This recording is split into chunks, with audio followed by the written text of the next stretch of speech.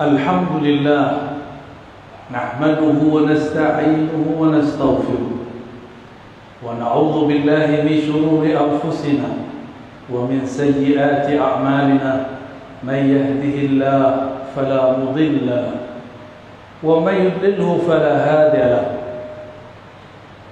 أما بعد نشهدكم بأن لا إله إلا الله وأن محمدا عبده ورسوله وأنصحت نفسي وإياكم بتقوى الله فقد فاز المتقون فقد قال عز من قائل يا أيها الذين آمنوا اتقوا الله حق تقاته ولا تموتن إلا وأنتم مسلمون وقال صلى الله عليه وسلم فيما رواه البخاري ومسلم اتقوا النار ولو بشق تمرة وقال صلى الله عليه وسلم إن الإيمان بدع وستون شعبة أعلاها قول لا إله إلا الله وأدناها إماطة الأذى عن الطريق رواه البخاري ومسلم وغيرهما. Jamaah Jumat yang dimuliakan Allah, marilah kita panjatkan puji dan syukur kepada Allah dengan meningkatkan ketakwaan. Nabi mengatakan at-taqwa hahuna, takwa itu di dalam dada. Maka baguskanlah isi dada kita, jangan hanya membaguskan pakaian semata. Tidak lupa selain wasiat takwa, yang membuat kita bisa bertakwa adalah ajaran baginda Rasulullah SAW yang mulia. Maka mahar takwa ini kita bayarkan dengan salawat kepada baginda Rasulullah SAW. Fashhad ya Sayyidana ya Rasulullah bi annana nusallim wa nusalli alaika ya Sayyidana ya Rasulullah. Nabi Yuna Muhammad sallallahu alaihi wasallam dalam hadis yang sahih riwayat Imam Bukhari pernah mengatakan, "Inna a'mala ummati uridat alayya." Sungguh amal-amal umatku telah ditampakkan kepadaku. Maka kita berkumpul di masjid yang megah ini, berkumpul dengan pakaian yang rapi, hati yang tulus, mengamalkan sunnah yang dulu beliau hidupkan di Madinah sana sampai di negeri Martapura. Betapa dahsyatnya kekuatan mukjizat Rasulullah sallallahu alaihi wasallam. Dengan berkah beliau kita bisa sujud kepada Allah Subhanahu wa taala. Semoga kita termasuk yang dipandang beliau saat beliau masih hidup. Jemaah Jumat yang dimuliakan Allah, hadis yang kami bacakan pada muqaddimah tadi, innal iman bid'u wa sittuna syu'bah. Nabi SAW bersabda, sesungguhnya iman itu banyak cabangnya. Ada dua versi riwayat. Pertama, bid'u wa sittun, 60 lebih cabang. Bid'un ma baina thalas ila tis'ah, antara 3 sampai 9. Maka jika disebut 6 bid'u wa sittun, berarti bisa jadi 63 sampai 69 cabang. Dalam riwayat kedua, bid'u wa sab'un, 73 lebih cabang. Orang-orang Arab dahulu jika menyebutkan kata 70, 60, bukan berarti angka mati, bukan berarti angka pembatas. Laisa lil hasr bal lit takthir, menunjukkan makna banyak, bahwa iman itu cabangnya banyak. Jika disebut iman itu bercabang, maka Nabi SAW sedang mengkiaskan, mencontohkan bahwa iman itu mirip-mirip seperti pohon. A'laha qawlu la ilaha illallah, puncak yang tertinggi adalah la ilaha illallah. Hadis ini mungkin bagi sebagian kita membingungkan. Bukankah la ilaha illallah itu adalah akar? Akarnya bernama tasdik, percaya. Sedangkan yang paling puncak, paling tinggi dari dahan pohon-pohon tersebut, itulah qaul, perkataan kita mengatakan la ilaha illallah. Itulah sebabnya apabila seseorang sudah tasdik, sudah percaya kepada Allah, pasti dia akan mengumandangkan lafaz la ilaha illallah. Suatu kali sahabat Nabi Abu Dzar radhiyallahu taala anhu mendengar ada seorang nabi muncul di Makkah. Sayyiduna Abu Dzar dari kampung Bani Ghifar, perjalanan antara Madinah dan Suriah. Bani Ghifar ini di masa Rasulullah, sebelum beliau diangkat jadi Rasul, ditugaskan berdakwah. Beliau dan orang-orang kaumnya tidak pernah menyembah berhala, tidak pernah mabuk-mabukan. Mereka hanif, menyembah Allah yang dulu diajarkan oleh Sayyidina Ibrahim alaihi salatu wassalam. Ketika Sayyidina Abu Dzar dan saudaranya, ibunya mendengar ada seorang nabi muncul di Makkah, maka ia bersegera berangkat ke kampung Makkah. Sampailah ia, ternyata dia tidak menemukan Nabi Muhammad di Ka'bah. Di Ka'bah masih banyak patung-patung, bahkan patung bentuk Yesus pun ada. Ada patung Lata, Uzza, semua patung mereka koleksi. Maka jangan heran kalau ada orang bilang, dulu di Ka'bah ada patung Yesus. Itu biasa, itu masa jahiliyah. Akhirnya Abu Dzar kehabisan makanan, dicari-cari, ditunggu-tunggu, sang Nabi tidak juga datang.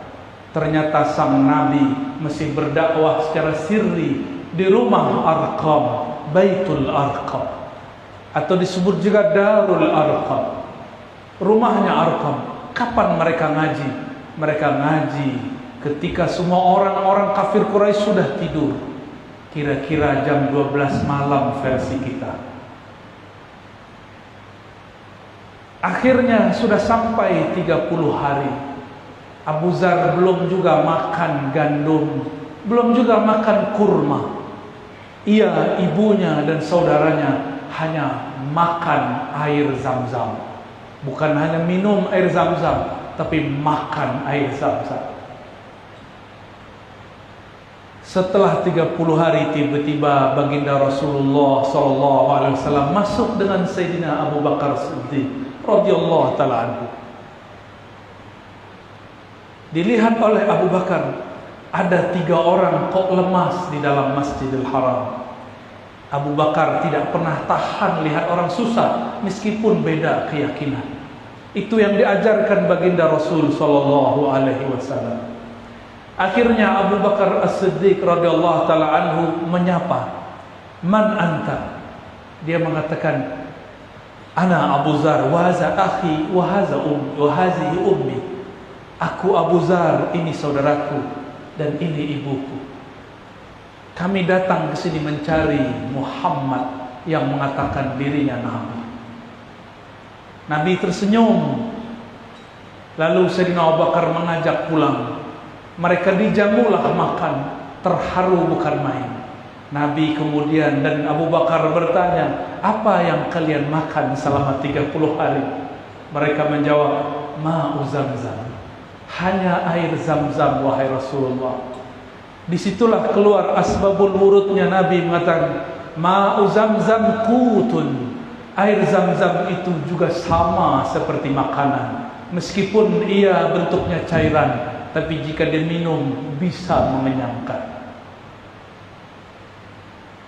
Akhirnya Sayyidina Abu Bakar mengenalkan Rasulullah. Rasulullah pun mengajar Abu Bakar. Di saat itulah Abu Bakar, Abu Dzar dan semuanya mengulang syahadat mereka. Abu Dzar, saudaranya dan ibunya bersyahadat di hadapan Nabi dan para sahabat. Ketika Abu Dzar bersyahadat, qalbunya bergetar. jiwanya berdebar, semangat mudanya muncul.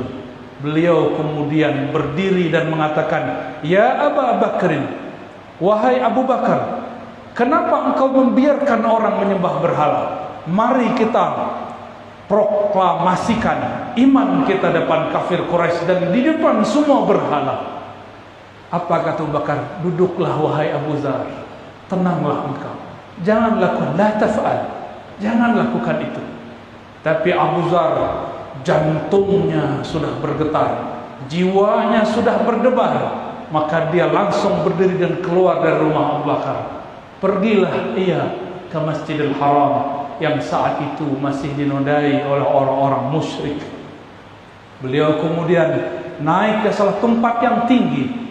Dulu masih banyak batu-batuan yang tinggi di zaman itu. Apa kata beliau?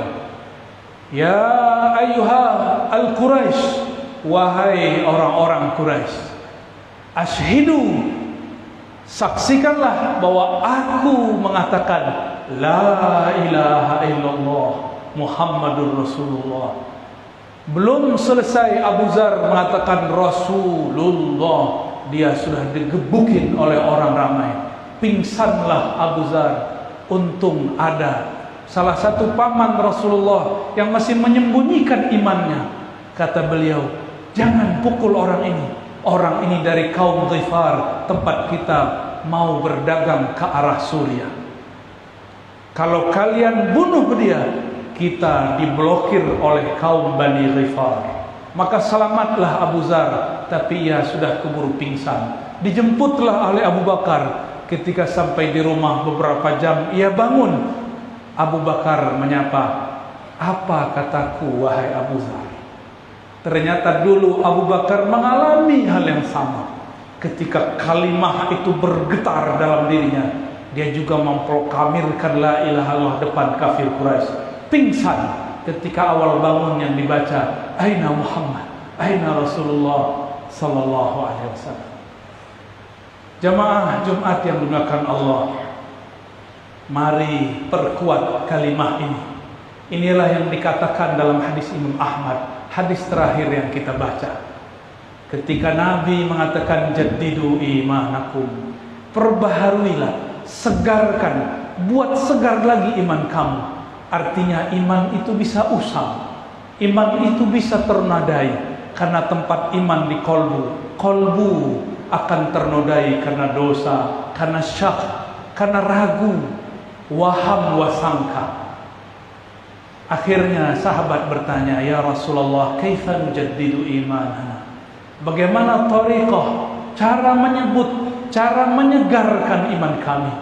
Nabi pun berpulang kembali kepada hadis yang pertama, "Aksiru min qauli la ilaha illallah." Perbanyaklah kalimah tauhid la ilaha illallah dengan cara yang kita dapatkan dari guru-guru kita mulia. Bacalah itu, rasakan segarnya jiwa, segarnya iman.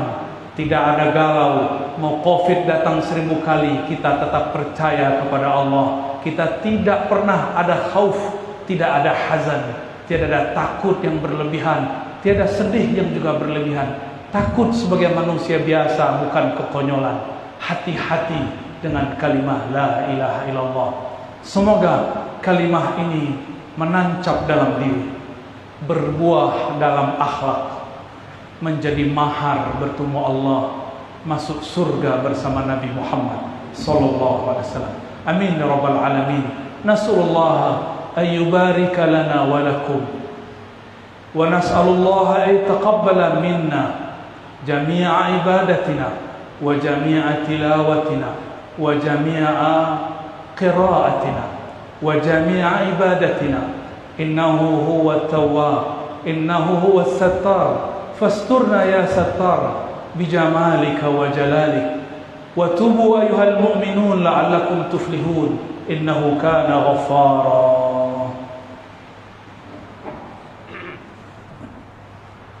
اللهم صل وسلم وزد وبارك وتفضل وبارك بجلالك وجمالك وبارك على أشرف عبادك سيدنا محمد وعلى آله وصحبه ورضي الله تعالى عن صحابة رسول الله أجمعين.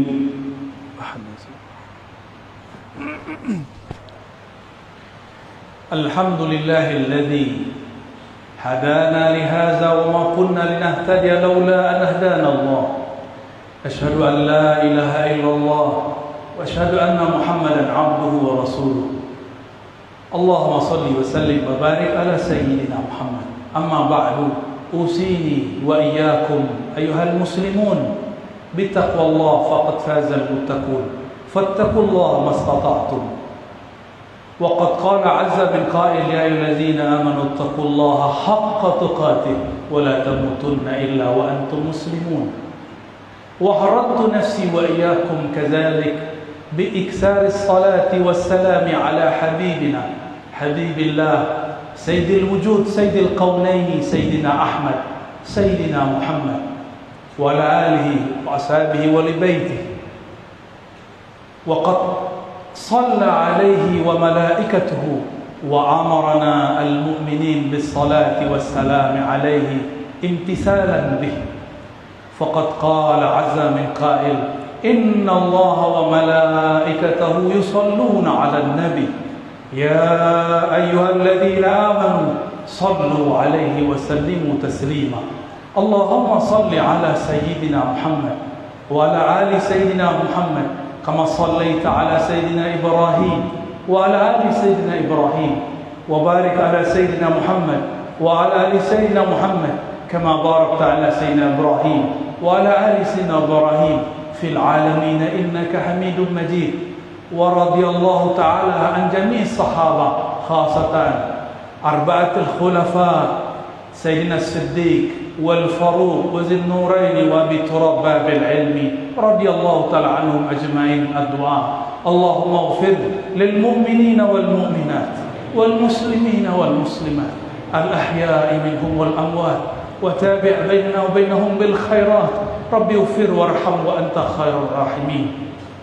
يا ستار يا ستار يا من هو عليم بذات الصدور، فإنك عليم بنا عليم بعوراتنا عليم بذنوبنا، فاسترنا يا ستار بجمالك، واعفنا يا عفو بعفوك. ونسألك العفو والعافية في الدين والدنيا والآخرة لنا ولوالدينا ولمشايخنا ولأهلنا وللأمة جميعا. اللهم ارحم أمة سيدنا محمد، اللهم اجبر أمة سيدنا محمد، اللهم أصلح أمة سيدنا محمد، اللهم انصر أمة سيدنا محمد، اللهم اكتبنا في أسماء المستحقين بشفاعة العظمى عند سيدنا محمد صلى الله عليه وسلم. الصلاة والسلام عليك يا سيدنا يا رسول الله. ربنا آتنا في الدنيا حسنة وفي الآخرة حسنة وقنا عذاب النار، وارحمنا وأمراءنا وارحمنا وعلماءنا والأمة جميعا، والحمد لله رب العالمين. عباد الله، إن الله يأمر بالعدل والإحسان وإيتاء ذي القربى وينهى عن الفحشاء والمنكر والبغي يعظكم لعلكم تذكرون. فاذكروا الله يذكركم واشكروا على نعمه يزدكم ولذكر الله أكبر. أقم الصلاة.